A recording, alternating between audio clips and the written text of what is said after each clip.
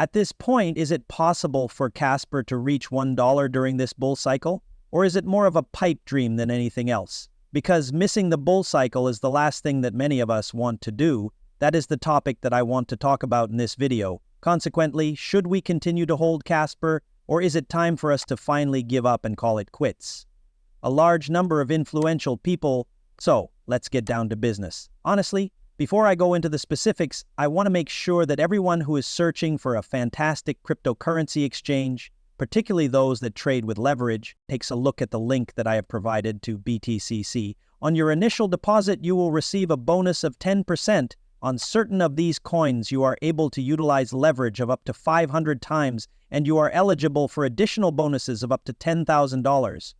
It appears that the link will be located further down. In addition, there will be a link to Trade Assist, which is an excellent cryptocurrency indicator, and a link to my Patreon for anyone who is interested in finding some special content over there. Both of these links will be located below. Let's take a look at Kaspa. And while we're at it, let's also take a look at the cryptocurrency market as a whole, and let's just talk about a few things, shall we? Let's say alas. Therefore, to begin, if we look at the bubbles in this area, everything is red, including each and every coin. What I mean is that you see a couple of coins, and in point of fact, not every single coin, because when you look over here just above my head, what exactly is above my head? This is Kaspa, and it is actually green with a daily increase of 1.7%.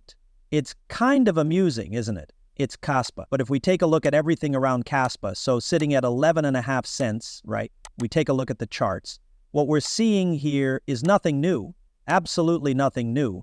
The bottom has proven to be around 10 cents multiple times, and Kaspa is sitting just above it. So it's nothing to really appreciate it being up 1% or anything like that. But at the end of the day, if you're a Kaspa holder and you've done your research, whether it's up 1%, whether it's up 50%, 80%, 500%, or even down 500%, as long as you know what you're holding, you should be okay right now. But with the way that the price has been moving over the last year, it's hard to think for certain investors that the price on Kaspa is going to all of a sudden jump and head over $1. And I definitely understand it. You notice a coin doesn't move, and all of a sudden you feel bearish on it because you don't grasp the crypto space.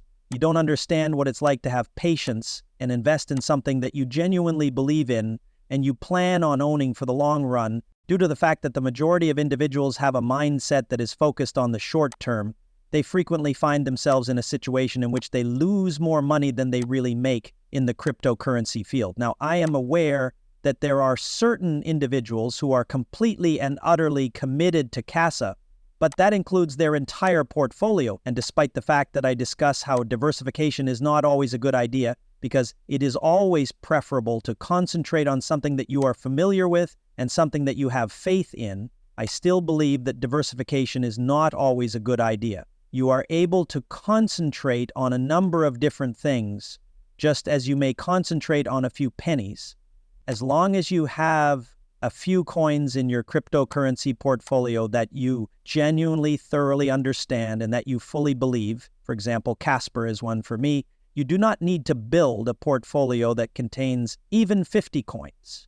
And there are a number of them, a couple of others, that I have actually done the study on. I have invested the time in and I pay very careful attention to, so I am not concerned about those in any way. If one coin isn't moving, then another coin is going to keep your portfolio up and keep you motivated in the space. Now, some people's motivated whether or not their coin moves, but for a lot of typical investors, the ordinary investor, if their portfolio isn't moving, they kind of want to give up because they don't want to miss the bull run, which is understandable. And this is the reason why you need to have conviction in more than one move. Yet, you cannot engage in excessive diversification, and you should not have numerous coins.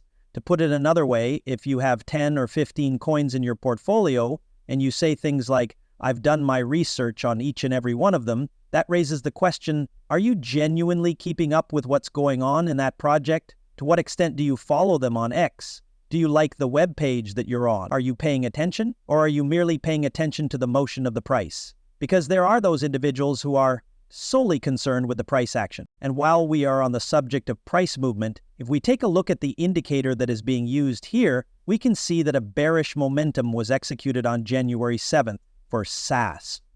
Wow. Moreover, it is currently situated slightly below that enormous drop that we experienced on the 21st of December? To be honest, that doesn't make sense. The answer is no, it is not located down there. Forget about it. Not yet arrived at that location.